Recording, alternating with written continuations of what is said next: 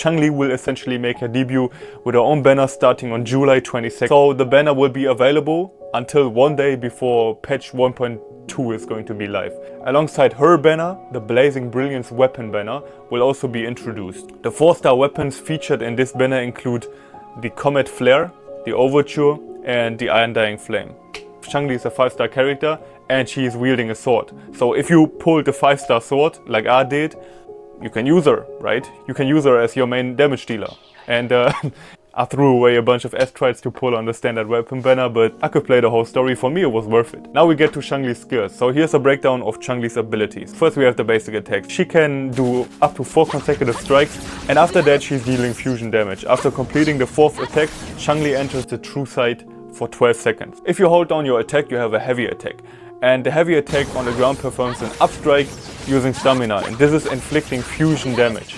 If you follow this basic attack within a set time frame, then you can do a mid-air attack. So mid-air attack consumes stamina, and what you can do is you can do up to 4 attacks in mid-air. This is really good for a couple of bosses. Being mid-air is always great because you have the mobility and it's just great. Then you have the mid-air heavy attack. Chiangli can perform a plunging attack. You're going to use stamina and you're going to deal fusion damage. This also triggers basic attack number 3. Then we have a dodge counter. Dodge counter, very cool as well. Delivers fusion damage to the target. Looks really cool. Then we have the resonance skill. So they call it tripartite flame. Tripartite. She executes a plunging attack, dealing fusion damage again. This skill has 2 initial attempts and can be used twice. The number of attempts increases by 1 every 12 seconds and can be used while airborne. Then we get to the Forte circuit. We have a heavy attack. When Chiangli executes a heavy attack with 4 stacks of enflamement, uses all stacks to perform flaming sacrifice, delivering fusion damage again.